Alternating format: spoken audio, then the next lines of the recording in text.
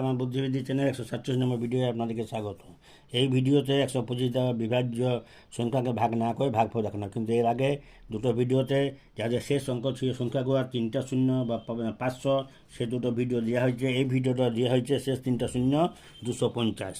এই 250 যার যে সমস্ত শেষ 3টা সংখ্যা তাদের তাদেরকে আপনার ভাগ না করে ভাগফল, যেমন 7,250, 250 125 ভাগ গুণ হচ্ছে 2, 7 4 দ্বিগুণে 56, 2 58, 7250কে 125 ভাগ করে 58 ভাগ শেষ হয়।